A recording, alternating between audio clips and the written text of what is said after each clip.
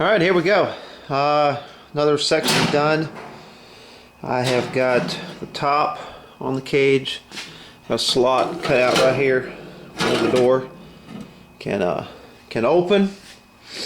I've got a part down here in the bottom, and then I've got basically this door right here, and I've got it attached with a plastic zip ties because I'm going to be opening this door a lot, and I'm afraid if I try to put it on with some of the wires that the wire will end up breaking.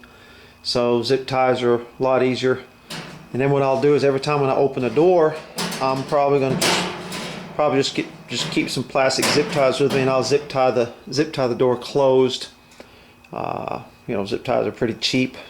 I can get them from work. Get the small ones like this for I get hundreds of them if I need to. And so I think this will work.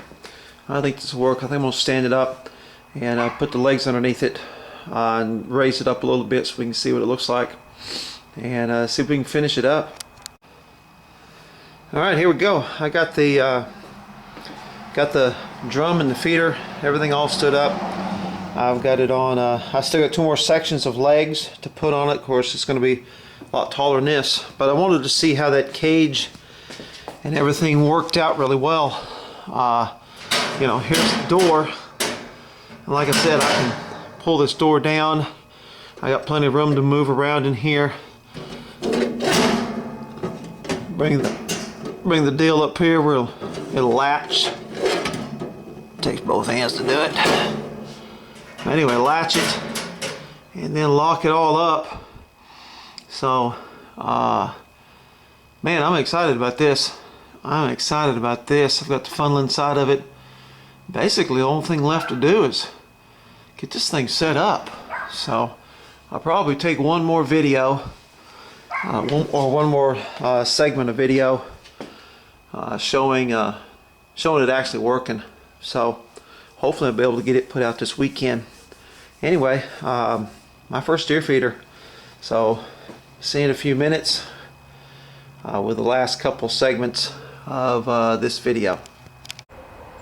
Okay, here we are, YouTube. We've actually got this deer feeder out where I'm going to be putting it, and so I'm going to get this thing set up, put feed in it, test it out, and start bringing in some critters.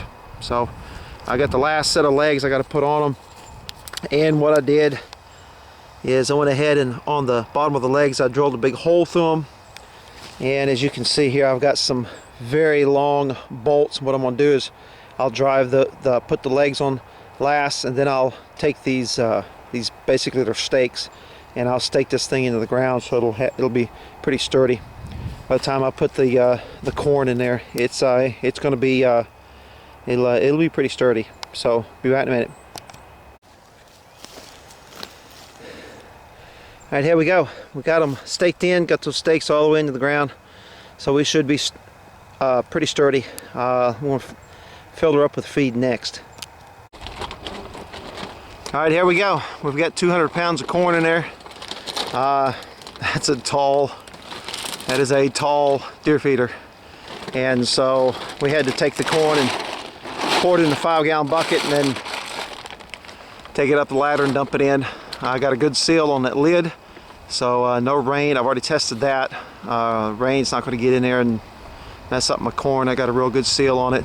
I got the lid snugged down. So next thing to do is put the battery and test it out. Here we go.